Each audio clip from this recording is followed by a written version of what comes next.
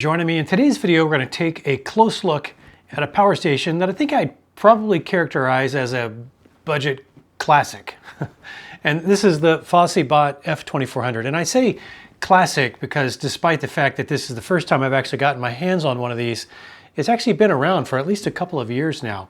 And I say budget because it's always been positioned as kind of a budget option in that very popular 2000 watt hour capacity class. But before we go run this thing through the paces and see how it performs, let's just quickly run through the key specs. As that F2400 model name implies, it has an AC inverter rated for 2400 watts continuous and 4800 watts surge. It's got a rated 2048 watt hours of battery capacity using lithium iron phosphate battery chemistry, and it's rated to maintain at least 80% of its original capacity even after 4000 full charge and discharge cycles.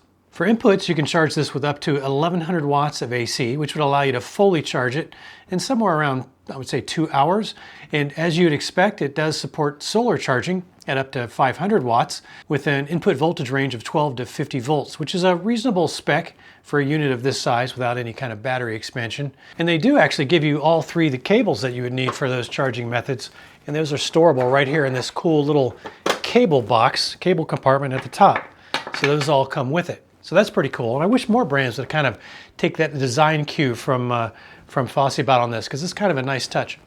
On the output side, it's got a total of 6 20 amp AC outlets, and it's got 4 USB-C ports, one of which is a PD 100 watt port, and the other remaining 3 are 20 watts. It's got 2 quick charge 3.0, 18 watt, older style, kind of legacy style USB-A ports. It's got your standard 12 volt 10 amp car socket. It's got 2 12 volt 3 amp DC 5521 accessory barrel connectors. And it actually does have a 12 volt 25 amp DC out in the form of an XT60 connector right under this little guy right there. So I know some of you guys really look for that sort of thing, and it's pretty handy to have if you want to power your 12 volt appliances in your RV or your camper, at least up to 300 watts worth. Now the specs do say that it has UPS mode, so we'll be sure to test that on my gaming PC back there to make sure that it works the way that you'd want it to. And it's got a nice sized LED area light right here on the front, which is another kind of nice to have feature. And in terms of size, the F2400 measures 15.2 inches wide, 11.2 inches deep in this direction, and 12.6 inches high. And it weighs in at a fairly typical 48.5 pounds. Okay, so what don't you get? Well, it, as I said, doesn't have any battery expansion options, and it doesn't have any wireless phone charging. And yeah, I think that's pretty much the only two obvious omissions that I can think of. All right, let's get to the fun part and put this F2400 to the test and see how it actually performs. All right, I've got this FOSSiBOT 2400 here fully topped off at 100%. And by the way, there's some exhaust fan ports on the side, and this cover can be closed, but it does tell you with big caution that you should open this door, and that's to keep bugs and stuff from getting inside. But you should make sure you open this door when you're operating the unit, whether you're charging or discharging. So I'm going to go ahead and hook a watt meter to this, turn the AC inverter on, which is actually just above the dust cover panel, and we are outputting, let's check the voltage, 110 volts. So this is not a 120 volt system, it is a 110 volt system. Let's plug in a load and we will see where we end up. All right, so we will let this run and we'll find out how many watt hours we actually catch when discharging through the AC inverter. All right, looks like our AC discharge capacity test is done. Let's disconnect this and connect it to grid power so we can see how many watt hours we actually got out of that rated 2048. Wow, that is surprisingly good. That is 1,910 watt hours out of that 2048 rated. So that is a very solid, well above average, 93%. So excellent usable capacity numbers out of this AC inverter. You can see I am charging at 1600 watts right now. And normally with AC, you're maxed out at 1100 watts. But this unit does allow you to dual charge. So I've got solar and AC coming in at the same time, and I am maxing this thing out at 1600 watts. So pretty cool. Fully charged back up, we're at 100%. So let's go ahead and find out what we can get out of this 12 volt port here. It's rated for 12 volts 10 amps. And we're going to see if we can pull that full 10 amps. Turn the DC outputs on. If I zoom in here for you, and we are reading 13.6 volts. So let's see if we can go ahead and start the test and find out if it'll sustain that 10 amps. Looks like we're good to go. All right, let's let this test run until the state of charge gets all the way down to 0. The BMS shuts us down, and we'll see how many watt hours we actually get through that little 10 amp, 12 volt DC output. Okay, looks like our DC discharge capacity test is done. Let me just check the current state of charge. 0%. Let me zoom in here and see what we got. All right, looks like we got 1,731.5 watt hours. So that is out of the DC ports, that's actually a very respectable 84.5%.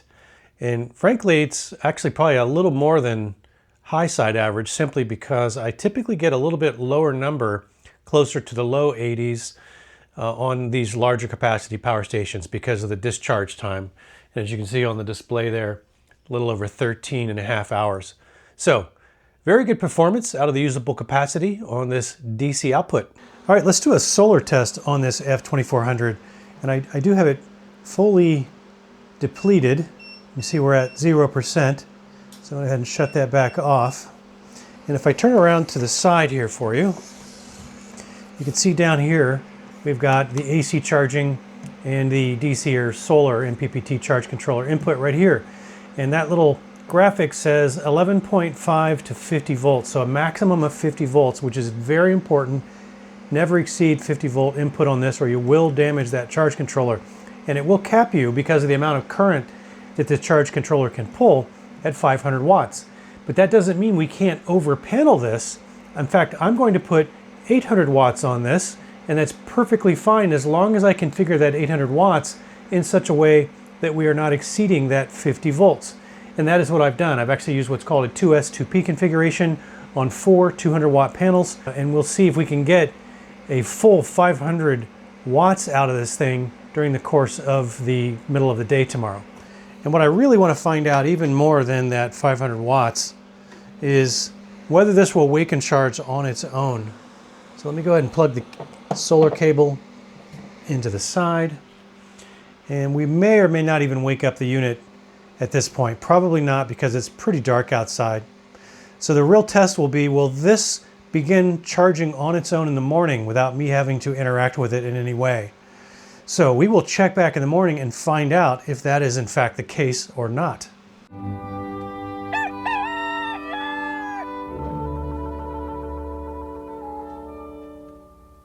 All right, it is actually a little after 10 a.m. in the morning, and we've had a pretty overcast morning so far, but the sun is just now starting to come out. That's kind of why I'm not out here a little earlier. But as you can see, if I zoom in here, we're currently charging at 340 watts, and we're at 11% already. So I'm going to let this go, and we're going to check in on it a little bit later and see how fast, even on a partly cloudy day, we can get this thing topped off with just solar. But as far as the wake and charge test goes, that is a definite pass. All right, you can see we actually got some clear sun just now, and we did actually peg this thing at 500 watts. So 500 watts on solar charging is definitely confirmed. So it turns out that FOSSiBOT actually sells solar panels as well, and this is their 200 watt version, and it seems pretty robust. So there's an integrated MC4 cable into a little USB box, right? But it's got a little 55, probably a 5521, and then it's got a little Type-C port there and a couple of quick charge Type A's. You don't often see those on 200 watt panels. And it does also come with this MC4 adapter that's got a 3-headed connector on it. So Anderson, XT60 and XT90. So this is nice because this gives you a variety of compatibility with other things. And the fact that the panel does use standard MC4 on the integrated cable means that you can adapt this to pretty much anything. Now the two most important details on this little panel here are the volts open circuit or VOC and the short circuit current, which is ISC. And you can see that we are at 21.6 volts open circuit. We can see that the max voltage is 50 volts. So for a series connection where I am adding up the voltage, I could only connect 2 of these 200 watt panels in series, and stay under that 50 volts safely. Let's just open it up real quick and see what we got. All right, so it's got that pebbled ETFE coating, so very durable. It's a little bit flexible, which you would expect. It's got a nice heavy sort of nylon canvas jacketing around the ETFE coated panels. It looks like a 10 bus bar design, and they look like they are at least half-cut cells. So this looks like it's probably a very efficient panel and might even be reasonably shade tolerant to a degree, as much as solar panels really can be. Now, one thing I wanted to point out is the leg design. When I first looked at it, I thought it had like a buckle system under here that I thought was going to be really annoying.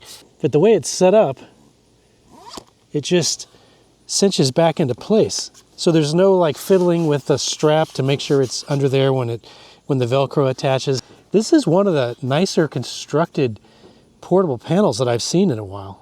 I also like that these clasps here are actually magnetic, so you don't really have to unsnap anything or take any Velcro apart, which can be kind of annoying. So good job on this FOSSiBOT 200 watt solar panel. All right, so I've got the adapter cable connected to the main cable off the solar panel, and I've got it sitting right there in the sun. And these legs do allow you to get it pretty flat while still propping it up, so you don't have to lay it flat. And as I mentioned, this cable, I'm guessing it's about 7 feet long would be my best guess. So that's probably within, I don't know, 6 inches or so of being accurate. Hopefully that's accurate enough. Let's take this XT90 connector here and plug it into the side of the F2400.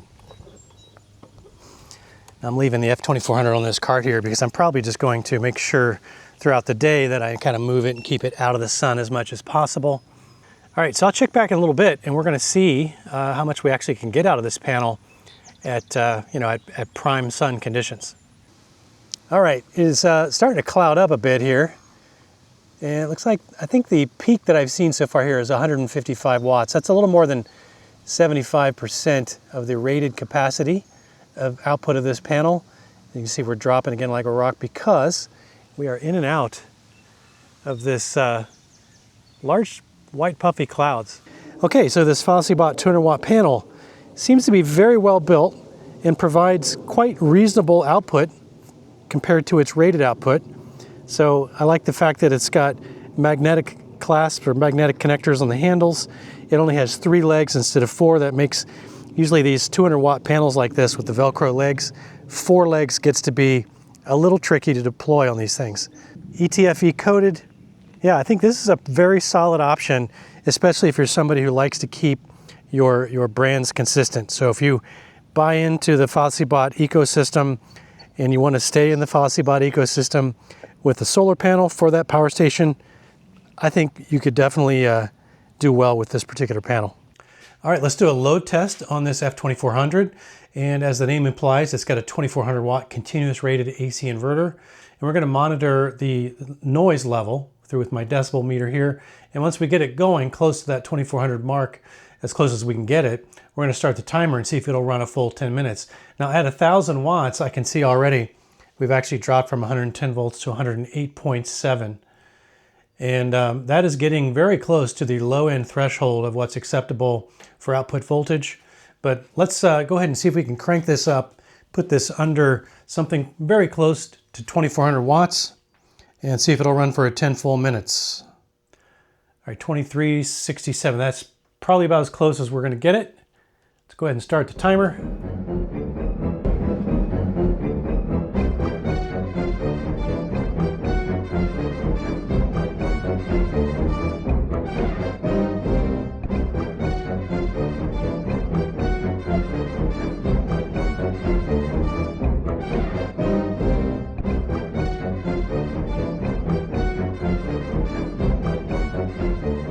All right, we made it full 10 minutes. Let me reset this. Now the noise, the fans have slowly been ramping up, and previously the high I saw was 56 decibels. And that's right where we are now. So let's find out if we can find out where this thing actually trips. So let me adjust my inputs here. And I can't seem to take it past that. All right, so the behavior of this F2400 when you start to exceed that 2400 watts continuous is to drop the voltage even further, which will cause some more complex loads like at the power stations I'm trying to charge to actually stop. They'll actually disconnect due to the low voltage. So that's not great for complex electronics, but it is fine if you're using, simple resistive loads like heaters and things like that, maybe lights, but not for like televisions, computers, refrigerators, maybe air conditioners, things that have some complex electronics in them that would not do well with low voltage. So you just want to be aware of that. As long as you're staying under that 2400 watt max, you're fine, although you're still doing it at a relatively low voltage of 108 volts. So I would give this sort of a conditional pass on the inverter load test because it does pass the 2400 watt output test, but it does so at a lower than average voltage. All right, let's find out how noisy or not this F2400 is and whether or not it would be suitable through that AC inverter for this to act as a remote power source for audio amplification or PA systems, guitar amps, or even ham radios, things like that. So let's get a baseline test with the old guitar amp on grid power and see what it sounds like. All right, here's the baseline on grid power.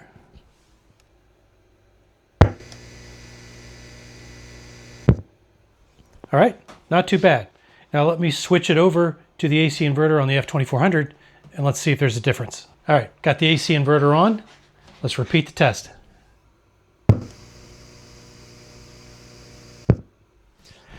At least in person here, I cannot hear a difference. So I think this has relatively, kind of surprisingly, relatively clean AC output that does not inject a lot of noise into amplification applications. So that's a nice surprise. All right, let's do a quick shop tool test with this F2400. I've got three things here with pretty good inrush currents. I've got an 8-gallon shop vac. I've got a 10-inch table saw, and then probably the bigger one of the three, a 12-inch compound miter saw. So let's start with the shop vac, see if this F2400 can actually handle that.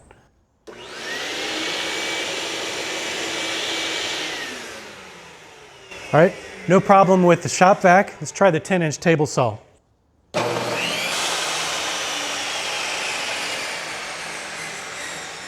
All right, 10-inch table saw, no problem. All right, now the big guy. This will be the real test. Usually, most of my power stations, if they can run this, they can run everything that I have. So here we go.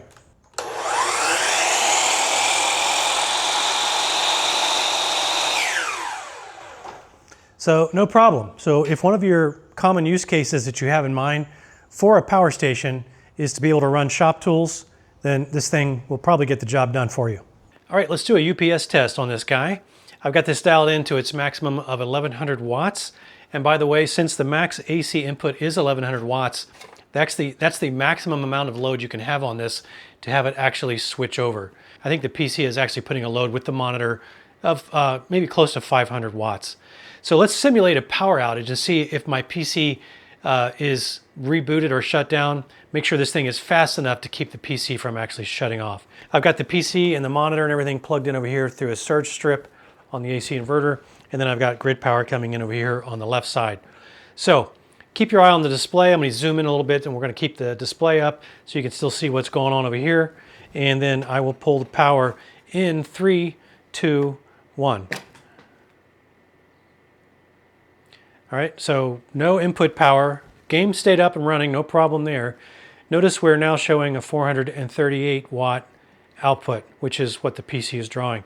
So we're no longer inputting grid power, no longer passing through. It's just 438 watts instantly switched over. Certainly fast enough to not shut down my computer. Let's see if it works in reverse and see if we can regain grid power. All right, here we go. Oh, instantly I heard the relay. And we showed actually for the same amount input and output for a moment there, as it's probably going to start dialing up charging. That's because we're not at 100% state of charge.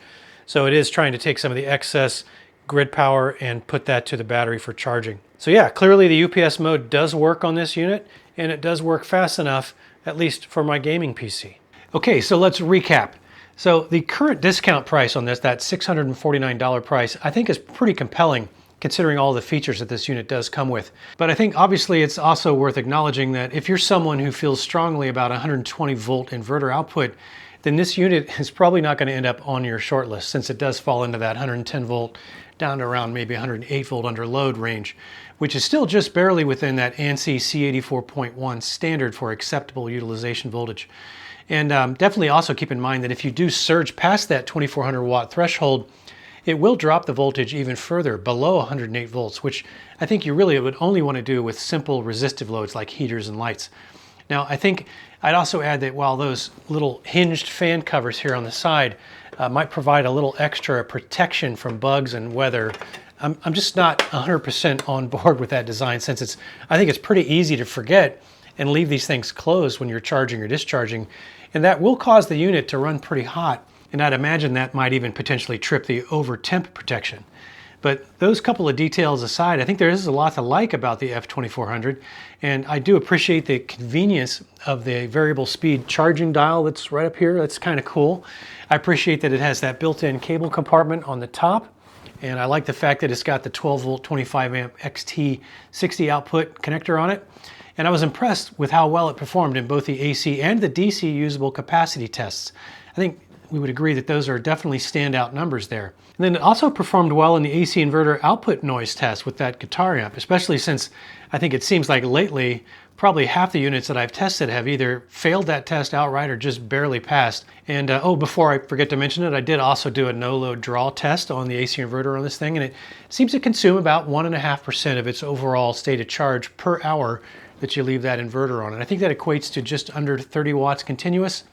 And again, while I wouldn't classify that as a standout number, it's certainly a reasonable number for, again, a 2400 watt inverter. So yeah, I think if you take all that into account and it ticks all the boxes for you at that current sale price of just $649, if you want to go check it out, it is available on both Amazon and direct from FOSSiBOT's website. But I can tell you that, at least for now, you'll get the best price, and for a limited time anyway, that additional 3-year warranty extension if you buy it direct from FOSSiBOT on their website. And per usual, I will leave all the relevant links and discount codes and all that stuff for you down in the video description below. Okay, I think that's pretty much a wrap. Please do let me know in the comments section below if you're having any lingering questions about this F2400, and I'll do my best to try and answer those questions for you. And if you did find anything in the video today helpful or useful in some way, please do also click that like button down below for me. I'd very much appreciate that. So thanks for spending some of your valuable time with me today. And by the way, I do have some cool stuff in the video pipeline coming soon to show you, so hope you'll come back and join me for the next one as well, or maybe the next 2 or 10. But anyway, until then, have fun out there.